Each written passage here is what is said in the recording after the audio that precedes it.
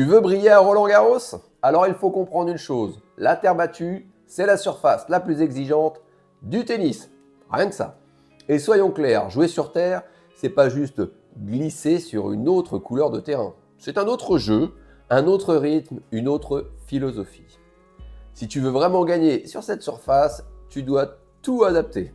Ta stratégie, ta technique, ton physique, ton mental et même ton matériel. Je t'explique tout, étape par étape, dans cette masterclass spéciale terre battue.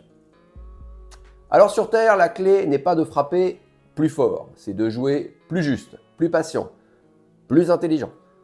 La plupart des amateurs font l'erreur de vouloir finir les points trop vite. Mais la terre, c'est la surface du jeu construit, du point préparé. Tu dois penser en enchaînement. Lift haut et profond, variation de zone, décalage progressif, et seulement quand l'ouverture est claire, tu frappes. 3 principes fondamentaux. Construire le point avec intention claire. Utiliser toute la largeur et la hauteur du court. Accrocher chaque point comme si c'était une balle de match. Sur terre, le temps joue pour toi, si tu es patient. Et n'oublie pas, une arme redoutable, l'amorti. Bien masqué, bien sûr. Sur cette surface, les adversaires reculent naturellement. Alors si tu peux alterner lift profond et amorti courte, tu les fais exploser. Mais attention, elle doit être bien préparée, bien masquée. Sinon, c'est la punition directe. Maintenant, parlons technique. La terre change tout. Le rebond est plus haut, plus lent, souvent irrégulier. Tu dois frapper plus haut, accepter que la balle monte et t'adapter. Le lift est indispensable. Il sécurise ta trajectoire, pousse l'adversaire en fond de court et t'offre plus de temps. Pour un bon lift, des jambes bien pliées, un geste de bas en haut, un relâchement et une finition haute. Les côtés revers, pense au revers coupé comme variation stratégique. On en a déjà parlé récemment. Ce n'est pas une frappe par défaut, mais une vraie arme. Il casse le rythme, il flotte et il force ton adversaire à générer son propre effet. Autre point capital, le déplacement. La glissade ou le slide est un geste à apprendre. Elle te permet de t'arrêter proprement, de garder ton équilibre et de te replacer vite. Commence par glisser sur place sans courir, puis en course lente et enfin sur des frappes réelles.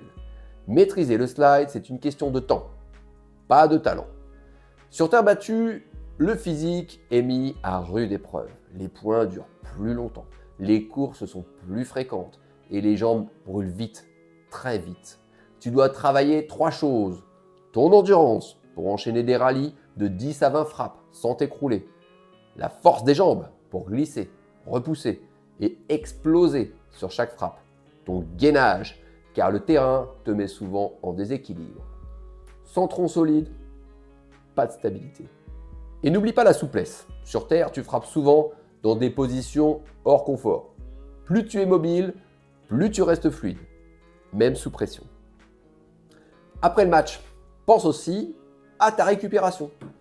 Étirement, hydratation, nutrition rapide, une banane, de l'eau, un peu de protéines et 10 minutes au calme. Ça peut paraître anodin, mais c'est ce qui te permet de gagner le match suivant. La terre battue ne teste pas que ton corps, elle teste aussi ton mental. Tu crois avoir fait le point et la balle revient encore et encore. Tu crois avoir le match en main et tout peut basculer. Ici, le joueur le plus solide n'est pas celui qui frappe le plus fort, c'est celui qui ne craque pas dans la durée. Tu dois accepter l'imprévu, les fourbons, les glissades ratées, les bandes du filet. Garder ta lucidité, ne pas t'énerver, rester dans le plan de jeu, être résilient, ne jamais abandonner un point, même à 5-0 contre toi. Je sais, c'est dur. La terre récompense les combattants lucides.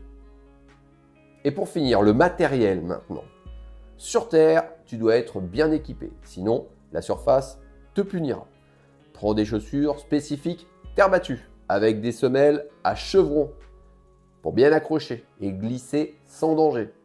Côté cordage, certains montent légèrement la tension pour mieux contrôler. D'autres la baissent pour plus de lift. Choisis un grip ou surgrip adapté à la chaleur. Un grip glissant te coûte des points. Et n'oublie pas, les balles sur terre deviennent molles plus vite. Donc adapte ta frappe, joue plus tôt ou mets plus de spin pour compenser. Et pense aussi à l'équipement invisible. Casquette, serviette, t-shirt de rechange. Ton confort, c'est ta lucidité. Dernier conseil, entraîne-toi sur la surface sur laquelle tu vas jouer. Tu ne peux pas débarquer sur terre battue après 3 mois de dur indoor et t'attendre à bien jouer. 3-4 séances suffisent pour reprendre les repères, sentir le rebond, réapprendre à glisser et à ajuster ta tactique. La terre battue demande de l'adaptation. Alors, prépare-toi. Tu veux gagner sur terre battue? Alors, retiens ceci. Construis ton jeu. Adapte ta technique. Prépare ton corps. Renforce ton mental. Optimise ton matériel. Et surtout, respecte la surface. Parce que la terre battue, elle récompense les plus complets. Pas forcément les plus puissants. Mais toujours les plus intelligents et les plus prêts. Si tu veux une prochaine vidéo avec des schémas tactiques précis à appliquer sur terre, dis-le moi en commentaire. Si tu as aimé ce contenu, like, abonne-toi et partage cette vidéo à tous ceux qui vont bientôt transpirer sur les cours rouges. À très vite sur les terrains.